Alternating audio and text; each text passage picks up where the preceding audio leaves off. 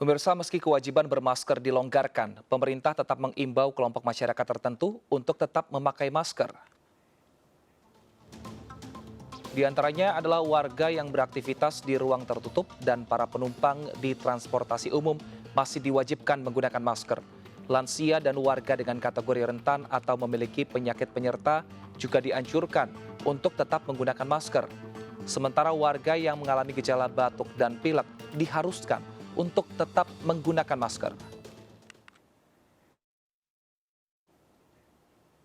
Kita lanjutkan perbincangan kita bersama dengan Mas Dalina Pane, Kepala Bidang Pengembangan Profesi PAEI, dan Asror Niam Soleh, Ketua MUI Bidang Fatwa. Saya ke Ibu Mas Dalina. Ibu Mas Dalina, tadi Anda katakan supaya warga tetap waspada, tapi seperti apa realistisnya waspada di saat pemerintah melonggarkan aturan untuk penggunaan masker dan didukung MUI yang juga memperbolehkan jamaahnya untuk membuka masker saat beribadah?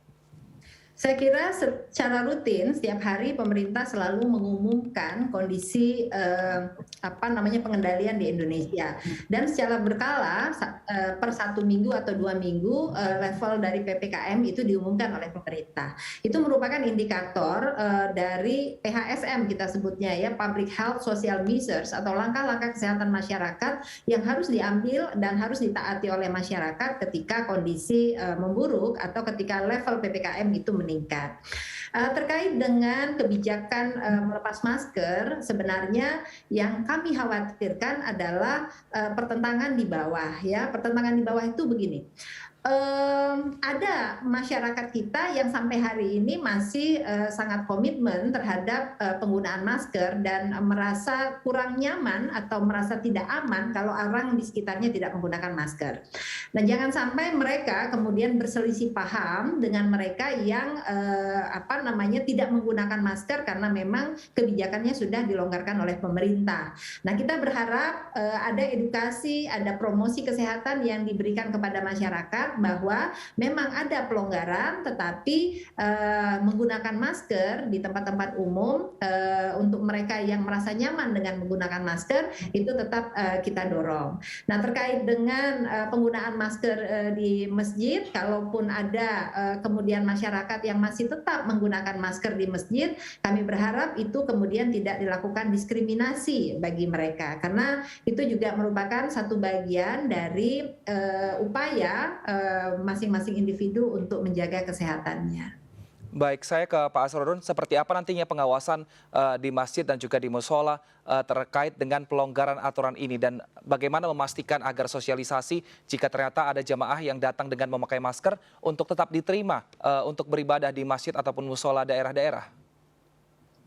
Ya, tentu masyarakat, khususnya masyarakat Muslim, lebih khusus lagi takmir masjid, memiliki kearifan lokalnya masing-masing ya.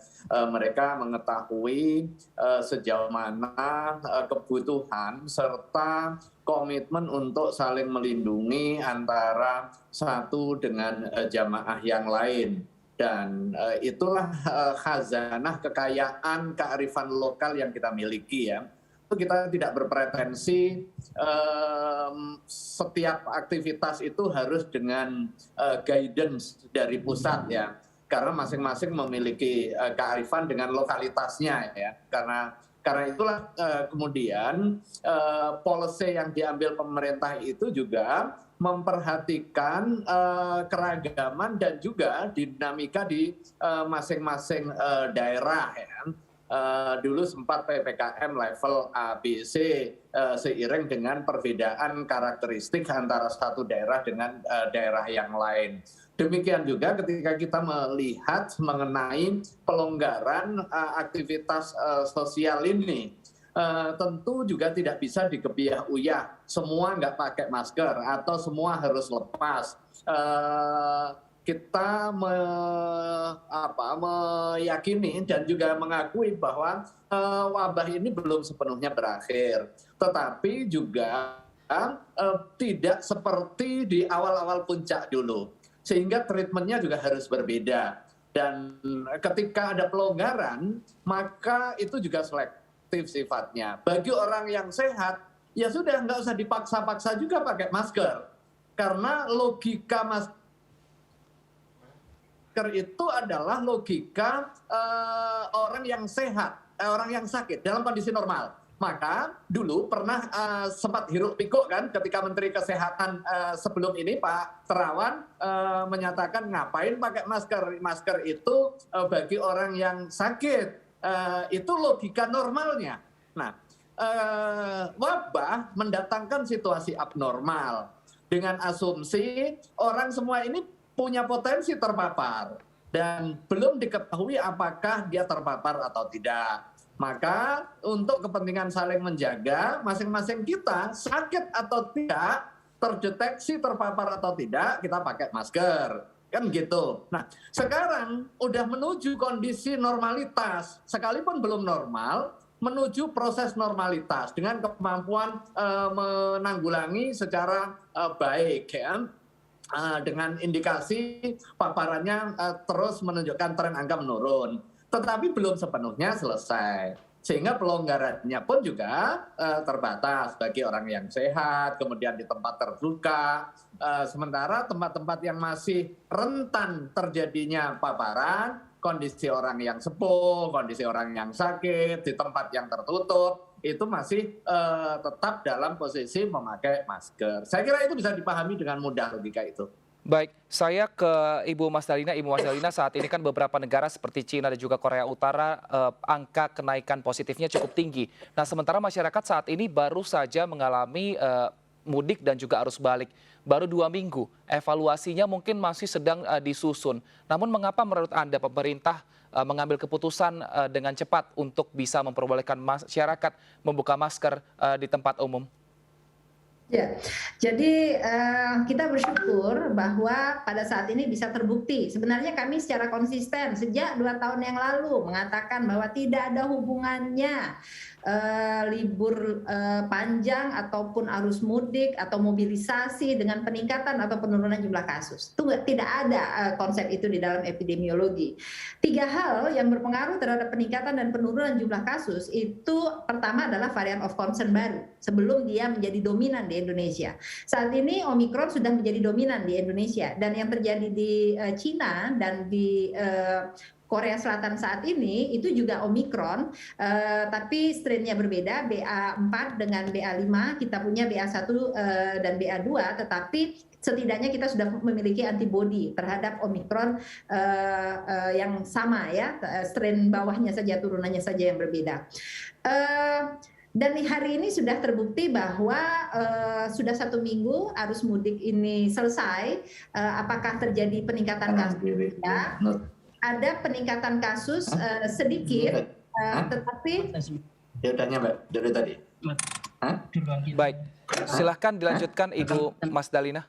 tetapi diiringi dengan peningkatan jumlah tes 2 kali dibandingkan dengan minggu yang lalu. Jadi memang ada sedikit kenaikan kasus dan kami berharap di minggu yang akan datang ini akan kembali turun. Jadi kondisi pengendalian kita itu sudah sangat baik sekali. 4 indikator utama di dalam pengendalian itu sudah sangat terjaga. Dan satu hal yang penting diketahui, komando untuk pengendalian penyakit wabah itu harus satu, sama di seluruh dunia. Tidak boleh berbeda-beda di setiap negara. Baik. Begitu juga di Indonesia. Di Indonesia, setiap daerah juga tidak boleh memiliki indikator yang berbeda atau teknik pengendalian yang berbeda. 3M, 3T, it should be. Itu wajib dan harus, dan ada ukurannya, ada hitungannya. Inilah perbedaan antara wabah dengan masalah kesehatan lainnya. Jadi bisa saja seperti Korea Utara di awal-awal, mereka tidak mengikuti apa yang menjadi regulasi global, tapi kemudian hari ini mereka memetik hasilnya. Jadi yang ini satu yang harus diperhatikan oleh semua, komando utama dalam pengendalian wabah harus berlaku standar dan diikuti oleh semua negara. Tidak boleh ada perbedaan, bahkan di daerah pun tidak boleh ada perbedaan. Baik, Ibu Mas Dalina, singkat saja, jika ternyata tren kasus di Indonesia terus menurun, kira-kira bisa diprediksikah bulan apa nanti Indonesia resmi memasuki masa endemi? Mengapa endemi? Endemi itu masih epidemi, tapi dalam jangka waktu yang panjang. Artinya kapan bebas dari COVID-19, berarti seperti itu Ibu? Oke, dalam kondisi normal, saat ini kita sudah normal sebenarnya, karena itu new normal yang berlaku saat ini.